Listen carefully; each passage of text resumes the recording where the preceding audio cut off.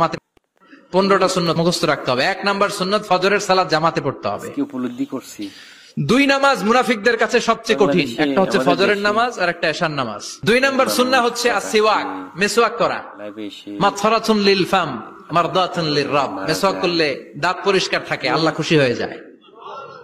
বিষ্ণু বলেছেন যদি আমার উম্মতের জন্য কষ্ট না হতো প্রত্যেক নামাজের আগে মেসওয়াক করা আমি ফরজ করে দিতাম। মেসওয়াক ছিল বিশ্বনবীর জীবনের শেষ আমল। এই মেসওয়াক করে বিশ্বনবী শেষ নিঃশ্বাস ত্যাগ করেছেন। বিষ্ণু বলতেন নি'মা সিওয়াকিয়া যাইতুন ফাইন্নাহু সিওয়াকি ওয়া সিওয়াকুল আমবিয়া মিন ক্বাবলি। যাইতুনের ডালের মেসওয়াক কতই না ভালো, কারণ এটা দিয়ে আমিও মেসওয়াক করি, আমার আগে সব নবীরাই যাইতুনের ডাল দিয়ে মেসওয়াক করেছে। সুবহানাল্লাহ। 3 নাম্বার হচ্ছে দুহুন, তেল মালিশ করবেন। বিশ্বনবী যাইতুনের তেল চুলে আর গায়ে দিতেন। বিশ্বনবী বলতেন ওয়াদাহিনু ফাইন্না ফিত তাদহিনি বারাকাত, তেল খাও, তেল দাও, তেল মালিশ করো, তেলের ভেতরে আল্লাহ বরকত ঢুকাইয়া দিছে। 4 নম্বরে আত্তিব, জুমার দিনে সুগন্ধি লাগিয়ে যাওয়া সুন্নাত। বিশ্বনবী বলতেন এই দুনিয়ার 3টা জিনিস আমার কাছে সবচাইতে প্রিয়, হুব্বিবা ইলাইয়া মিন দুনিয়াকুম সালাস। 1 হচ্ছে আন-নিসা, নারীদেরকে আমি পছন্দ করি। 2 হচ্ছে আত্তিব, সুগন্ধি লাগাতে আমি পছন্দ করি। বিশ্বনবীর কেউ সুগন্ধি হাদিয়া দিয়েছে, বিশ্বনবী নেয় নাই, এরকম কোন ঘটনা ঘটে নাই। আল্লাহু আকবার। আবার বিশ্বনবী বলতেন আরবাউন মিন সুনানিল মুরসালিন, 4টা সুন্নাত সব নবীদের সুন্নাত। 1 নম্বরে আল হায়া মানে লজ্জা। আরেক বর্ণনা এসেছে আল খিতান মানে সুন্নাতে খাতনা, এটা সব নবীদের ছিল। আর সেওয়াক, সব নবীরা মেসওয়াক করেছেন। আত্তিব, সব নবীরা আতর লাগিয়েছেন। আর নিকাহ, সব নবীরা বিয়েও করেছেন। চিল্লায় পড়েন আল্লাহু আকবার। আর লিবাস আহসানা সিয়াব, সুন্দর জামা পরা। নট নেসেসারি যে নতুন জামা হতে হবে, পুরাতন জামাও ধুয়ে আয়রন করে পরলে একটা সৌন্দর্য আছে না নাই? ইন্নাল্লাহ জামিল ওয়া ইউহিব্বুল জামাল, আল্লাহ নিজে সুন্দর, সৌন্দর্যকে আল্লাহ পছন্দ করেন। এরপরে ইকসারুস সালাহ আলান নবী, বিশ্বনবীর উপর বেশি বেশি দুরূদ পড়া। বিশ্বনবী বলতেন জুমার দিন শ্রেষ্ঠ দিন, এই দিন আমার উপর বেশি বেশি দুরূদ পড়ো। ফাইন্না সালাতাকুম মা'রুদাতুন আলাইয়া, কেননা তোমরা যে আমার উপর দুরূদ পড়ো, আমি মরে যাওয়ার পরে এই দুরূদগুলো কে পাঠিয়েছে তার নাম, তার বাবার নাম সহ ফেরেশতারা আমার কবরে দিয়ে আসে। সুবহানাল্লাহ।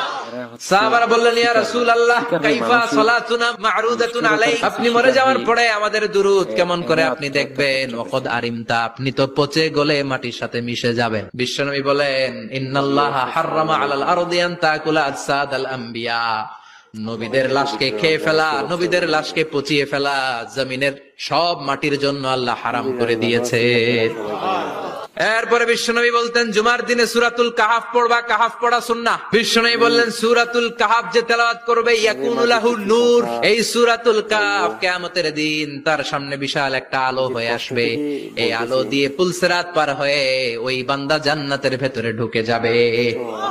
আবার বিশ্বনবী বলেন যারা সূরাতুল কাহাফের প্রথম 10 আয়াত তেলাওয়াত করবে জুমার দিন, শেষের 10 আয়াত যারা জুমার দিন তেলাওয়াত করবে, দাজ্জালের ফিতনা থেকে তাদেরকে মুক্ত রাখবে কে?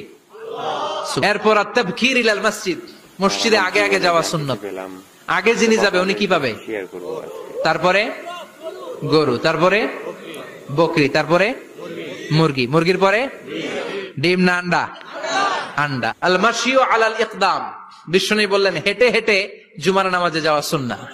প্রতি কদমে কদমে আমলনামায় সওয়াব দিয়ে দিবে কে? এরপরে বিশ্বনবী বললেন আদামু তাখাত্তি রিকাবান নাস, মানুষের ঘাড় ডিঙ্গিয়ে সামনে না যাওয়া সুন্নাহ। অনেকে জুমার দিন আসে সবার শেষে বসতে চায় সামনে, এরকম ডাকাইত আছে না নাই? বিশ্বনবী জুমার খুতবা দিচ্ছেন, হঠাৎ এক সাহাবী সব সাহাবীর ঘাড় ডিঙ্গিয়ে ডিঙ্গিয়ে সামনে আসতেছে বুলেটের মতো। বিশ্বনবী বললেন থামো, এজেলেস বসো মিয়া, ফাকাদ আযাইতা ওয়া আনাইতা, আসছো দেরি করে আবার মুসল্লিদেরকে কষ্ট দিচ্ছ। যেখানে জায়গা পাবেন ওইখানে বসবেন, মানুষের ঘাড় ডিঙ্গিয়ে সামনের কাতারে যাওয়া এটা ঠিক না। এরপরে বিশ্বনবী বললেন দুখুলুল মসজিদে রাকাতাইন, জুমার নামাজের দিন মসজিদে ঢোকার পরে 2 রাকাত পড়া সুন্নাত। কয় রাকাত? এরপরে বিশ্বনবী বললেন ইনসাত, চুপ থেকে খুতবা শুনবা। তাহলে জুমার নামাজে কথা বলা যাবে না, কেউ কথা বললে চুপ করো, এই কথাটাও বলতে বিশ্বনবী নিষেধ করেছেন। চিল্লায় বলেন ঠিক কিনা? এরপরে মজার একটা কথা বিশ্বনবী বলেছেন জুমার নামাজ পড়তে যে যদি কারো ঘুম আসে জায়গা চেঞ্জ করে বসো।